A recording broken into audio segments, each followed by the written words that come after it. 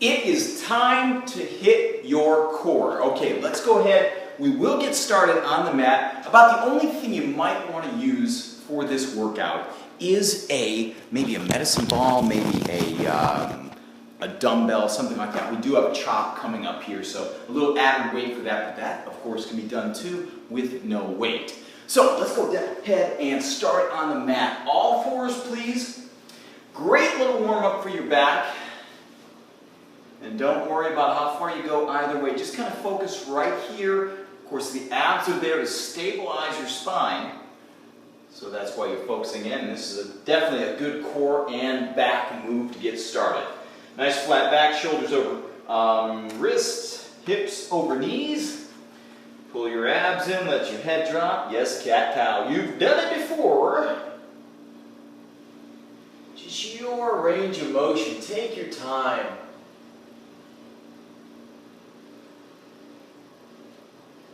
Should feel great. In fact, in particular at those far ends of your range.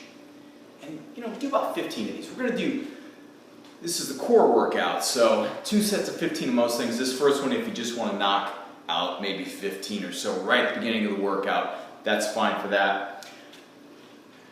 So the first move we'll do though is on the mat. So curl up. McGill's curl up, it's often called, after Stuart McGill, who's wrote was a real back expert. But here's how it works. So I should say, one leg straight, one leg bent, the heels kind of back here by your hips. Hands, palms down if you can, kind of go in your lower back. If it's more comfortable, if your pelvis is kind of pressing on your bones in your hand, you can put it on your hips too, but the point is, it's going to really do a true abdominal exercise. So pull your abs in, up for just a moment, hold it, curl up if you will, and then down. Do it again. Pull your abs in, curl up, maybe picking a point up there to look at.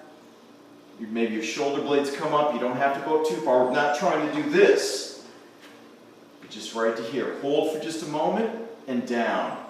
Take a deep breath in. Maybe exhale here. Come up, hold, and then down. So 15 of those. The first set you can have one leg back. The second set maybe the other leg back. So go ahead and pair that, staying on your back. We'll do some hip rolls. Now this is not about how far you go, this is about control here, and certainly pain-free movement in your lower back. So legs right here, knees over hips. If you gotta be here, that's fine. If you gotta be kind of here, that's fine, but right here is what we're shooting for, basically a 90-degree angle here and a 90-degree angle there. Hands to your side. Try to keep your knees together. So if you can't keep your knees together, maybe you want to hold a towel between your knees. Adds a little extra element of stability. But just side to side. So if you can go there and you want to, and it's pain-free, great. But a range that's not quite as wide is good too. About 15 of these each way. Obviously you're going to feel your abs working as you go side to side. Now we're going to do that chop. So remember, pair that curl up, the McGill's curl up, with the hip rolls. 2 sets, 15 of each. Now just a kneeling chop.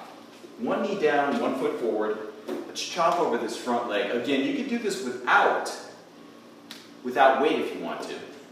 Chop here, rotate and reach. But again, it's not about how far you go, it's that good control there, that stability.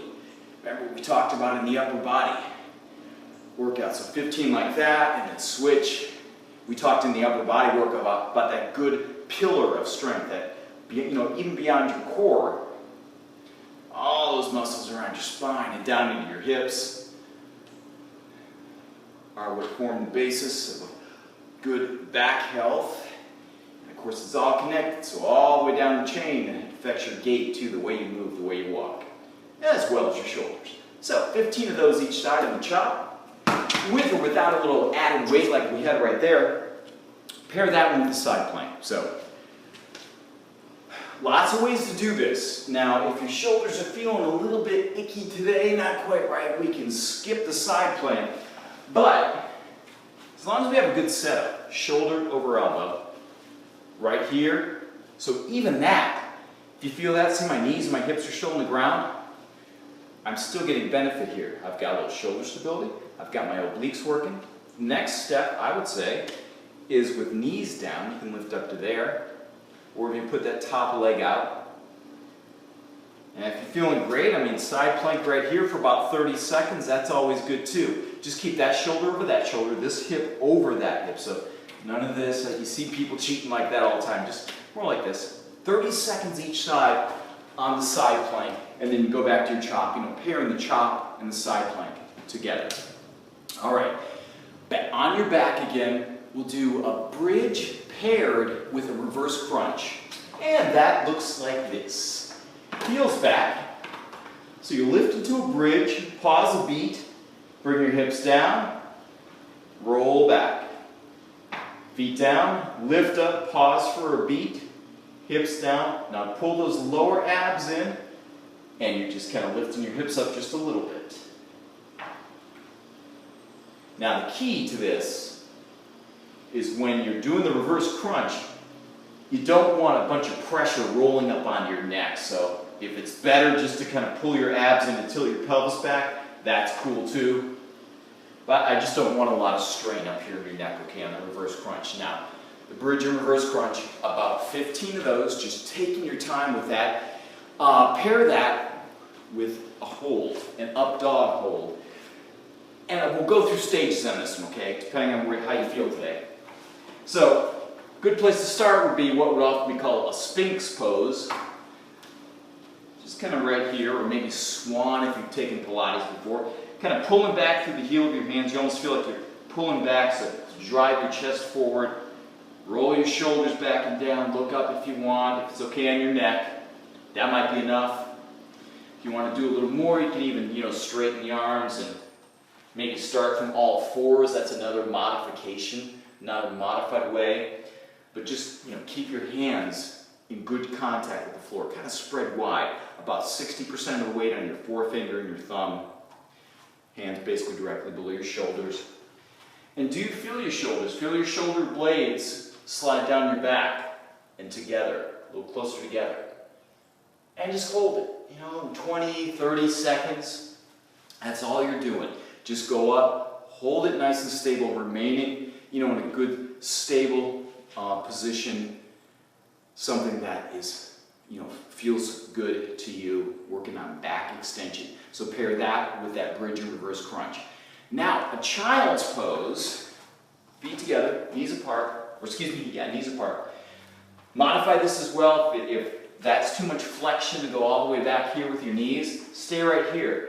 The point is you can have your hands on the ground, push your hips back, let your head drop and rest on the mat.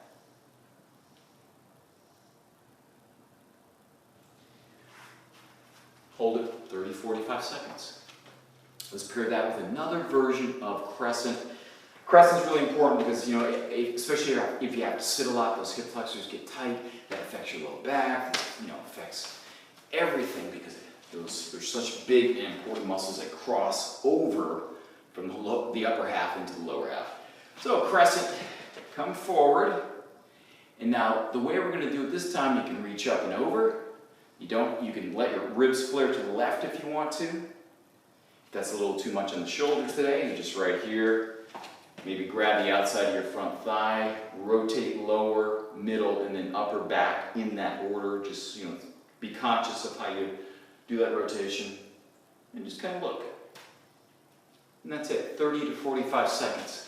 And that is the last move in your core workout.